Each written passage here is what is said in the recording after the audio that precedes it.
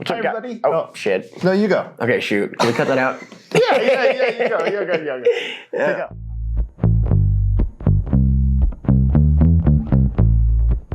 What's up, guys? I'm Ryan. And I'm Justin. And this is Pods on Marketing, where we talk about real estate marketing for agents and how to get yourself out there. Yes. Last time we talked about beginner stuff, just online presence beginner stuff, and some of the basic things. Now we're going to go into a little bit more advanced territory. So we're going to be talking about, this is my notes, by the way. I have my phone upside down. This is my notes so that I remember what to talk about. We're talking about expanding your online presence. Nice. This episode assumes that you have a Google My Business page, Meta business stuff, Facebook, Instagram, all that set up, Google Analytics and an ad tracker set up, and a website set up, and kind of all the basics set up. Once you have the basics set up, you're ready to start doing some advanced things. The first of those advanced things, and the one you're probably going to do right out of the gate once you get some business momentum and cash flow, is ads. You want to talk about ads? Absolutely. I can go on for days. So ads are a great way to leverage social media and the internet as a whole to showcase and put yourself out in front of an audience that you typically wouldn't have access to. Mm-hmm. And that's the benefit of ads. Two different ways to go with it. Like Justin said, you can run Google ads or you can run Facebook ads. Now, the thing is that they do interlink, and it's important to do that.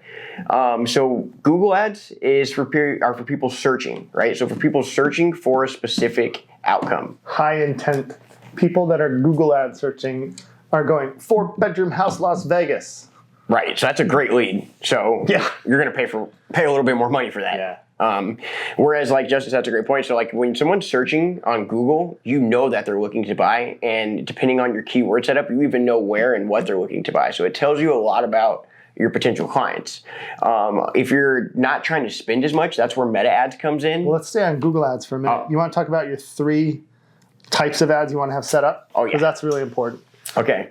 So as far as like with Google ads, the types of ads set up on Google is what you want to go into? Yeah, like your retargeting, your seller. Yeah. Absolutely. So like we have stealing the thunder. You got No, he's killing it. I mean, I'll start with this one. How about this? So like the buyers is always great to start with. Usually when people are looking to buy and they're searching for it on Google, like Justin mentioned, they're a high intent potential client. Yeah. So buyers are always great. That's typically what I start with when setting up a campaign. And then there's sellers. If you're going to target seller leads, they're a little bit more expensive and the search volume's not as high though. So we typically recommend doing a mix, and then Justin's going to break down retargeting for you guys. So the last one that you can do, well, you can do a lot of ones. So there's a lot of ones more complicated than this. But one of the ones that works quite well, especially in real estate, is retargeting. Retargeting is focusing on people that you already have contact information for. There's a couple of ways to do this. If you have analytics set up on your website, you can retarget people that have visited your website. And so they've come there once, they've made a buying signal, so you want to show up in their feed again. The other way you can do it is if you have a list of customers, past customers, say you've been doing this for a while and you have a list of 100 emails even, you can start there. You take that 100 emails and you load them in as a target audience, and then you can focus on people in that list and like people on that list. And by like people on that list, I very specifically mean people who behave on the internet like the other people on that list. Yes, exactly. They're doing similar searches, they're going to similar websites, and they kind of have the same buying signals. You can also retarget on meta ads on Facebook and Instagram with the same kinds of lists. You load them in as a custom audience in the appropriate format, and then you can go after them as well. Where this is super useful and nice is it's possible to get farms now, where you're going to send a postcard. It's possible to get farms now where you can not only get the names and addresses, right, but you can also get emails and phone numbers. And so what we recommend for doing that kind of thing with a farm is when you get a farm, add yourself to the list on the farm so you get a postcard too, send out your farm, and when you get that postcard, you know that they've just seen your face. Yep. Start retargeting them on that day. Yeah. Because if I get a postcard from Ryan, and then I'm ordering Chinese food and I see him on the side, that's going to be surprising, but it could stick with me. Right. And also, like Justin mentioned, though, it's important to do that. Like we actually recommend doing it in tandem. So you're getting multiple touch points, right? You're never going to get a client. I mean, I won't say never because you can never say never, but I'll bet you that you won't get a client off of your first touch on an ad.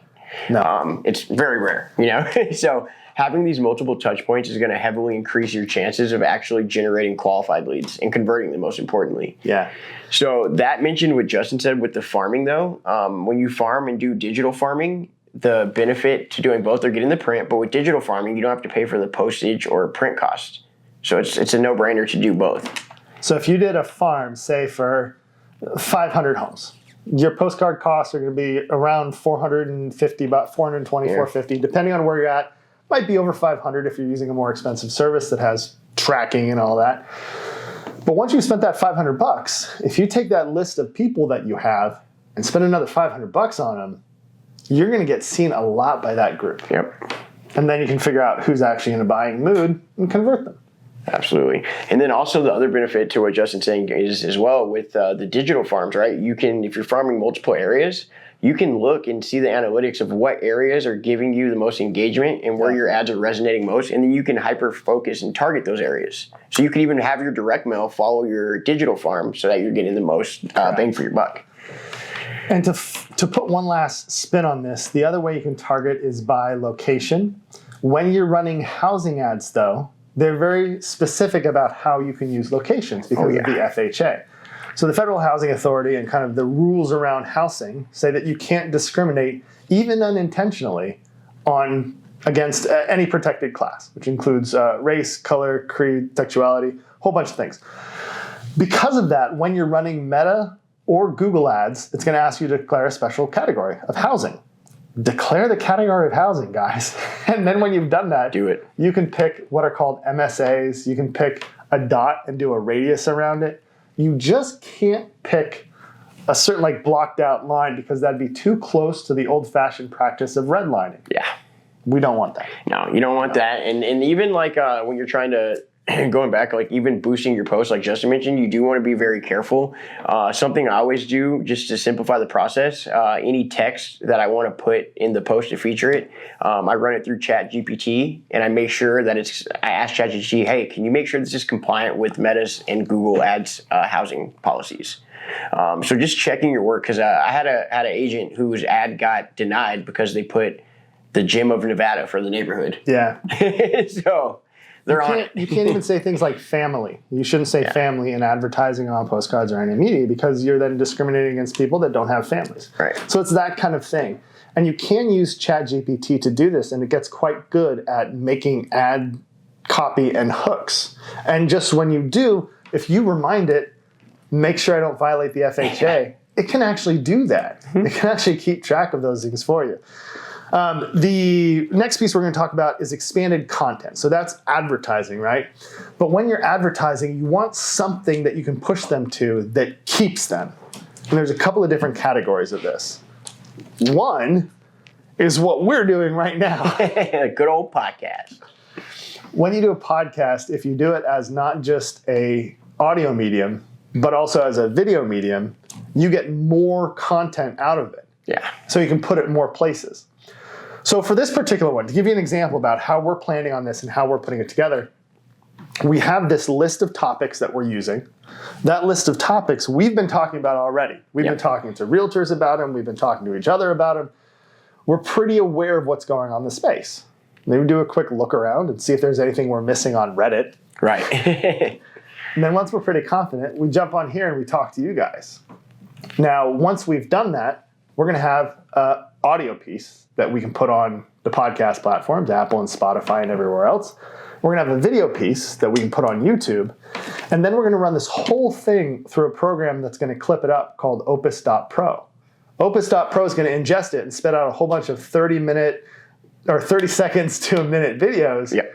And we can just go and post those everywhere. So for something like this, where we're going to run about 20 minutes, we're probably going to get 15 to 20 clips out of it that it's going to smash together. It's going to put some text on it and then throw it out. Yep.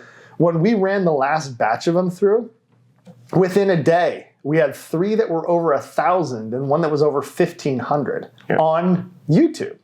And then we started putting them in other places like TikTok and on Instagram. And we started seeing these same kind of numbers. Yeah.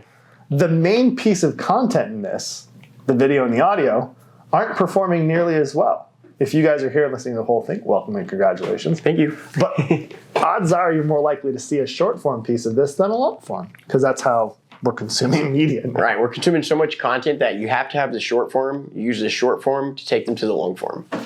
And that's the benefit, like Justin said. So like we just started, this is our second, third-ish episode, third. Sometimes we do more content in one day. And that's the awesome part about this podcast though, is like we're actually sharing real experience, our real experience that's getting real results. So as Justin mentioned, we posted this content and we both aren't like, for me especially, I have no presence on YouTube. So like for those of you who are like, oh, what if I'm new at this? I'm new at YouTube, We'll get there. And the crazy thing is we've seen some pretty good reviews and results, but like Justin said, it's because we're putting out so much content. Here's what I'll add in that though. We haven't yet booked a client off of this. So if you want to be the first one, where are you at on social media? At iRule Social Media on Instagram. At Justin Market 702. Yes. Come visit us. We'll help and hook you up. If you're in the Las Vegas area, we have deals and connections that can get you set up. If you're outside of that area, we're happy to talk. May not have as many resources, but we're happy to be here. Absolutely. The other piece of content that comes from this bigger piece of content is when we edit this, it spits out a transcript of our discussion. If I take that transcript and put it into ChatGPT and I say, turn this into a blog, I've got a blog that I can send out to you guys as an email with, here's the highlights from our last podcast. Absolutely. In case you're a reader. I can also post that on our website so that we get some SEO out of it. Yeah, so like I said, there's so many ways to use your content. And long video form is awesome. It's kind of the Gary Vaynerchuk approach. He creates long form content, cuts it up, and distributes it everywhere. Yeah. So that's a great way to get a lot of content. It's referred to as Omni-Presence. Just kind of being everywhere can make people just super aware of you. Probably one of the better examples of that is that lady who had the billboard in LA for so long. Do you remember that? No, what was her name? I'm going to forget and people are going to yell at me in the comments, but she was literally, she paid to have a billboard with her on it. And that was like how she got famous. Nice. Like just having a billboard out there. If someone sees you all the time, they're going to start, it works. Yeah. So let's talk a little bit about what kind of real estate content realtors are getting traction with. Sure. The one that we see the most traction right now is actually home tours of higher end homes. Yes. So if somebody's got a listing that's really cool looking, reach out to the agent. Be like, can I just come and film your place? See what it is. And it's going to work. It's a win-win. You're getting their listing, more exposure. You're getting content. You're networking. So like Justin said, just simply reaching out is a great way to create new opportunities for yourself on places to film. A couple weeks ago, Justin and myself, we filmed at a $5.6 million mansion, and there was a bunch of agents there filming. Yeah. So it was really valuable. We had a great time. And if you're in Vegas, you could have been there if you call us or text us. That's right. We're going to push it now. We're remembering to ask for the sale. Yeah. The other piece in this content thing that we should talk about, and we're doing right now, is Instagram and TikTok Lives. These are one of the sloppiest forms of content right now. Hands down. Because they're not as understandable. Like I haven't seen a lot of people go, here's how they work, besides do a lot of them. And so we're doing a TikTok Live over here and one over there. And those are pulling people in. The last one that we did, we had 150 live viewers. We got a new follower out of it. Like it every little bit helps, and all this stuff kind of accretes and grows and builds your brand. Absolutely. You got to stay vigilant though. Like even when you don't see any success from it in the beginning, you're new. Just keep going and you'll start to break numbers. I actually just showed Justin, sorry, a little off topic, but I'm pretty hyped about it. I got a notification. Oh, yeah. Right? From Facebook. And I've never seen this. And it said like, hey, you're consistently creating high quality content. So we're going to push your content, something like that, right? Yeah, we're going to increase your reach. So I'm reaching. You're reaching. Wingspan doing a full Jesus. If you don't want to do your own content and you don't feel comfortable doing that, the other way to get long form content like this is see if there are people in your area that have small channels that interview businesses around town. That includes realtors. There are people that are just interviewing realtors and putting channels together on that. One of the realtors that I work with, she's got a channel and all she does is interview realtors, people that help clean and prep houses, staging companies, solar panels, electricians, like stuff in and adjacent to the industry. And if you can do that and just do one, you're going to get a bunch of content to use in other places. Yep, it's valuable. And like Justin's big on content. I'm big on producing content. And it becomes easier over time. I just want to throw this in there because every time, sometimes people are like, I don't like it. And I didn't like it either in the beginning. And some people are like, oh my gosh, really? Like, you're so great on camera. They say Justin's so great on camera. But I don't know about him, but I didn't start good. I didn't start well on camera. Maybe I'm still not. It took a while. It took a while to get that. Grab all that content. Grab all you can. And the other place where that can happen is if you have local news authority. So if there's a local news channel that does featured segments on anything, if you do have a big listing, that's a great thing. Because like I know the Las Vegas Review-Journal goes, hey, this property is selling. Look at how big it is. And they get a ton of traction off of it. If you're the realtor that's listing it, or if you have comments on it and you can get into that, it's another way to expose your brand and your reach and increase your SEO. So pay attention to who's talking about real estate in your town and try to become a source for them. Absolutely. And that's going to help your reach as well. And I know Justin's going to laugh at me for this because I always say this, but my main thing is it's social media, right? And sometimes I forget this. We get so busy making content and trying to come out with it. But remember, it's social media. So don't forget to be social. Like, comment, share, and engage with people. It goes a long way. Yeah, once you've started to get some traction and people are responding or asking you questions, respond to them with personal outreach as much as you can. There's programs out there to help you with this, and some of them are really good at keeping your voice intact. Yes. Others have channels where they can go, hey, I'm AI right now, but as soon as you need to talk to me, text Justin in this chat and I will jump in. And you can set it to tell you, hey, they're actually asking for you now. It helps you manage your DMs once you get a little bit of traction. There's two more kind of weird ones that I want to talk about.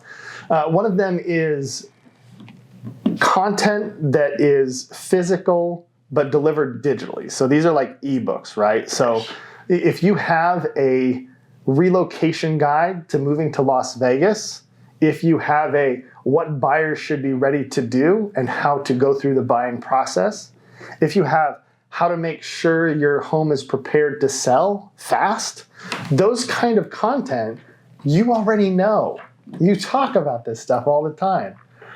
Go and just turn on ChatGPT's voice mode, do a brain dump for 5 minutes, and at the end say, write me an ebook on that, and then take it and format it in Canva. Make it a PDF and set it up on your website so that it gives people a reason to go in, put in their information, and get a copy of that. Yeah, it's great for lead capture. And I mean, anytime you can establish yourself with content like that, it automatically positions you as an authority. So like Justin said, it's a great resource and tool to use. And with ChatGPT, you don't even have to write it.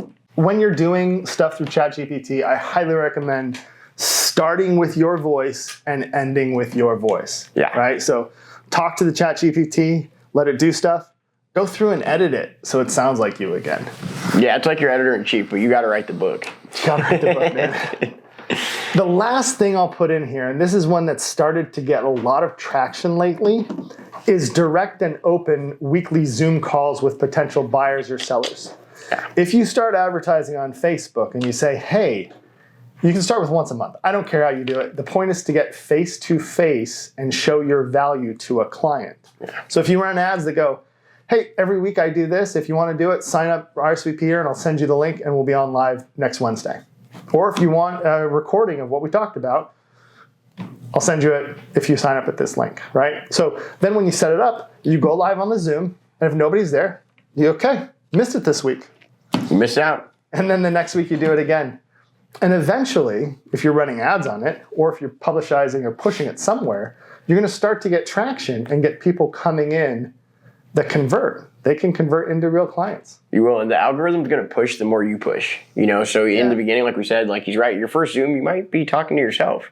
But it's okay, though. Give value consistently, and you'll get pushed, and you'll start to see some traction with that. And if you have a YouTube channel, and it's been around for a little while, you can do a YouTube live and answer questions in the comments as well. Yes. It doesn't have to be a Zoom where you're on like a meeting and anybody could join.